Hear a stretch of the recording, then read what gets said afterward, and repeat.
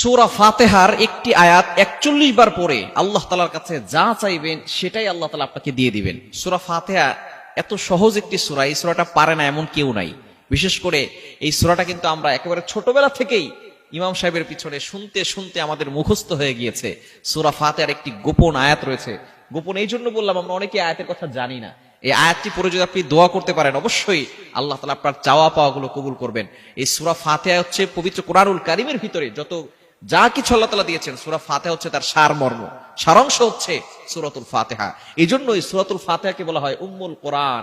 এই সূরা ফাতিহার ব্যাখ্যা নিয়ে, এর ফজিলত নিয়ে যদি আলোচনা করতে হয় তাহলে ৫-৬ দিন সময় লাগবে। সূরা ফাতিহার ভিতরে এমন কথা আল্লাহ তাআলা ঢুকিয়ে দিয়েছেন।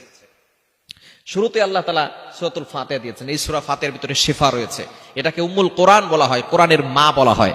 শুধু তাই নয়, এই কোরআনের ভিতরে সূরা ফাতিহা হচ্ছে শিফা, অর্থাৎ আপনার অসুস্থতা বেড়ে গেলে, আপনি অসুস্থ হয়ে পড়লে, বিপদে পড়ে গেলে এই সূরা ফাতিহা পড়ে ফু দিলে আল্লাহ পাক রব্বুল আলামিন আপনার অসুস্থতাও দূর করে দিবেন। সুতরাং সূরা ফাতিহার ফজিলত হচ্ছে অনেক বেশি। আপনি যখন দেখবেন যে আপনি কঠিন বিপদে পড়ে গেছেন, আপনার দোয়া কবুল হচ্ছে না, তখন আপনি তাহাজ্জুদের নামাজের সিজদায় গিয়ে সূরা ফাতিহার একটি আয়াত পড়বেন। সেটা হচ্ছে সূরা ফাতিহার ৫ নম্বর আয়াত, ইয়্যাকা না'বুদু ওয়া ইয়্যাকা নাস্তাঈন। আমরা যখনই নামাজ পড়ি তখন আমরা এই দোয়াটা পড়ি। নামাজে যখনই আমরা দাঁড়াই তখন সূরা ফাতিহা পড়ি কি পড়ি না? তখন আমরা এই দোয়াটা পড়ি, ইয়্যাকা না'বুদু ওয়া ইয়্যাকা নাস্তাঈন।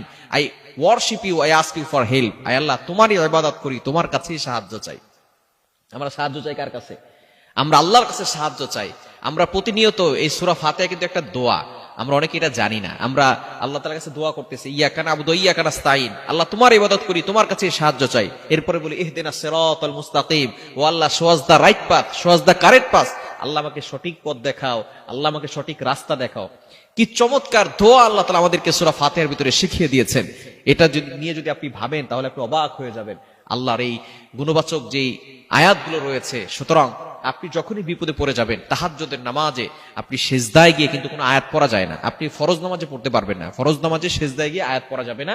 তবে নফল নামাজে, যে সমস্ত নফল নামাজ রয়েছে, তাহাজ্জুদের নামাজ আছে, অন্যান্য যে নফল নামাজ আছে, সেই সময় আপনি সিজদায় গিয়ে আল্লাহ তাআলার এই নামটি পড়বেন, ইয়্যাকা না'বুদু ওয়া ইয়্যাকা নাস্তাঈন ৪১ বার।